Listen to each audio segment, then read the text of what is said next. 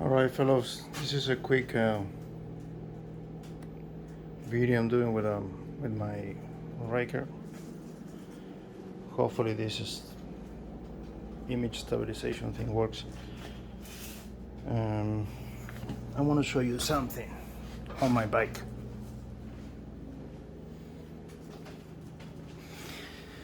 Some of you asked me if I hit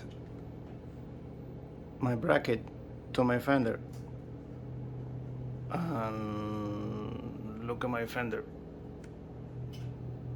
I never did. I explained in one of my posts what I did to the motorcycle in order to not to hit it. As you might see, I tied the suspension all the way. You might see as well that I put this shim. This shim gives, like if I'm tightening up the suspension, double it. Let's say you add this to this and it's like a double. This is on the 900 IC. I don't have a clue how it really works. I know that it has a knot. I don't know how tight you can go with a knot. But you know, I don't have that motorcycle. I don't have the money to buy that, and I don't even have the money, of course, to buy the Alka suspension thing. Regardless of the adjustability of this thing, the reason I don't hit anything is because my motorcycle has an extension. This extension, I was looking online, there wasn't such a thing. There are many extensions, but none of them has a bushing.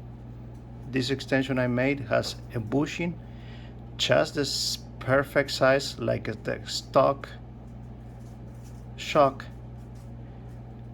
The width, let me see if I can show it. The width of this extension is just the same width as the shock. The steel sleeve that goes inside the bushing is a little longer. So when you tie this knot, the knot will hold the steel sleeve inside the bushing, and this is smaller than the sleeve. With that being said, this has movement and is really tight. I mean, even if I have rubber bushing here and rubber bushing on here, somebody gonna say, oh yeah, you double bushing, double bouncing, well, whatever crap. I don't care what people say. This is a Teflon bushing. It's not even rubber, so it's really tough, and it's injected inside the tube that I put here to replace this. I was thinking on buying one of these used shock that I don't care if it worked. I was thinking on cutting right here to weld it perpendicular to the other bushing and weld it together, but I cannot do so because I cannot. You cannot weld because you burn all the rubber, all the bushing. So this bushing on the extension, of course, was pressed in after the welding process, because this is a couple of pieces welded together. Well, I have I don't know, like 1,000 miles on it, riding heavy.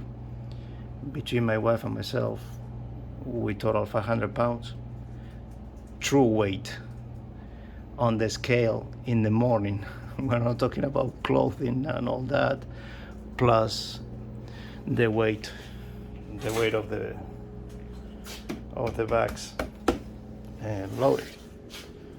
No, I never hit it. Like everything I do on my bike, once you take it out, there's no traces. If you take this bracket off, There's no footprint on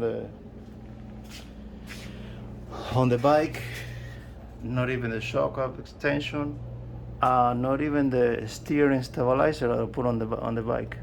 As you guys might know. If you don't know about the steering stabilizer I put on it, just search my hashtag Ryker lift, and you might find it. But yeah, that is the reason my bike sit a little higher. Some of you guys, I post a picture of the before and after, and some of you guys were saying, "Oh, look at the guy was posting shit." But as you can see, look how much room I have here.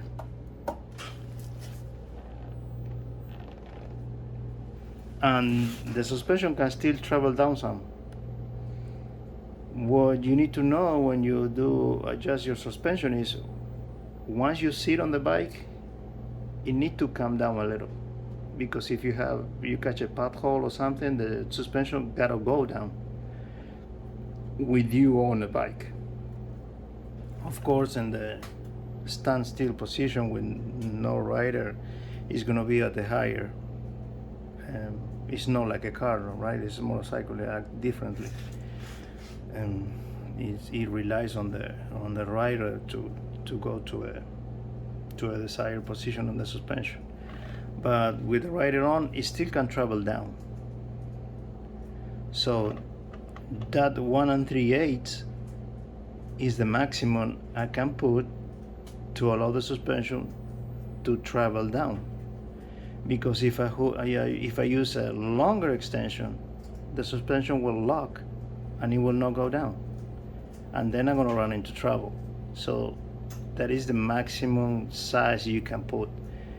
I didn't measure the before and after, but if you guys are interested on having one of those, you let me know, and on a private message we can discuss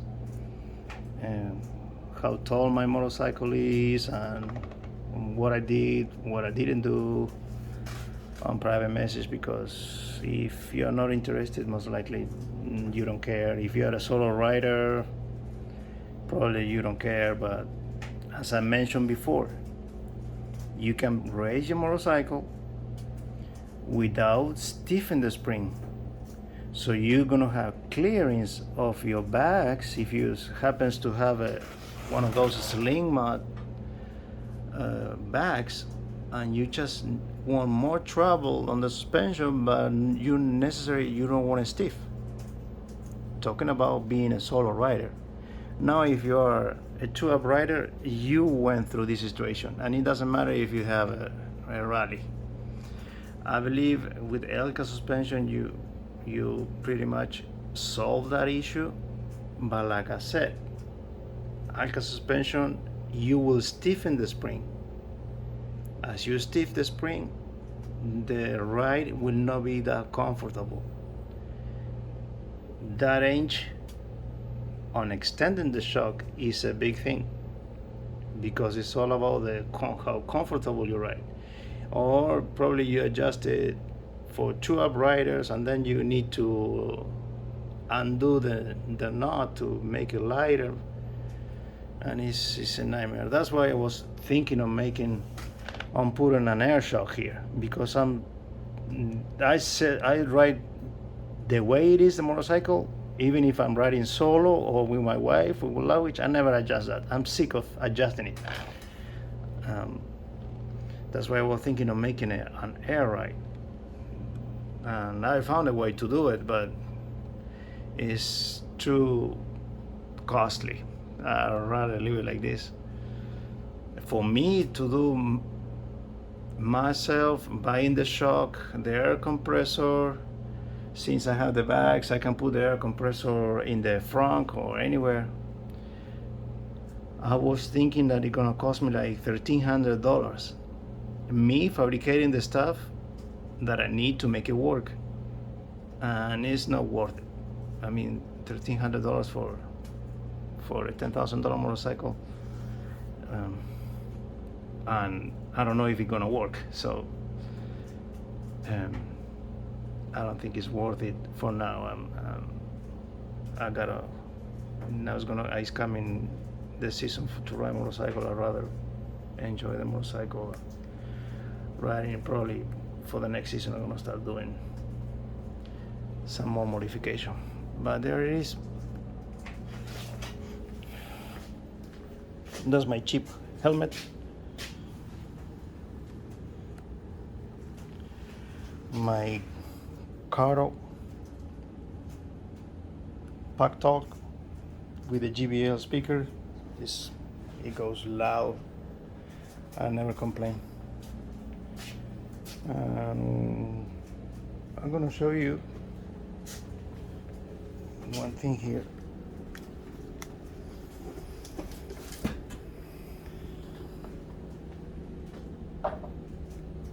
Some of you might see this.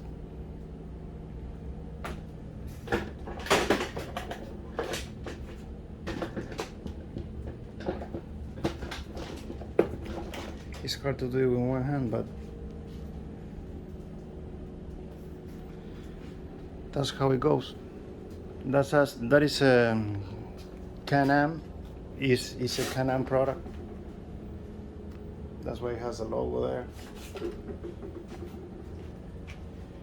It's a Canam Outlander, and come with these clips that you clip it here.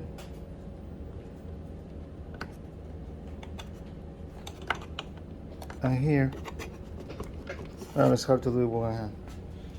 And you're good to go. You got two cup holders for riding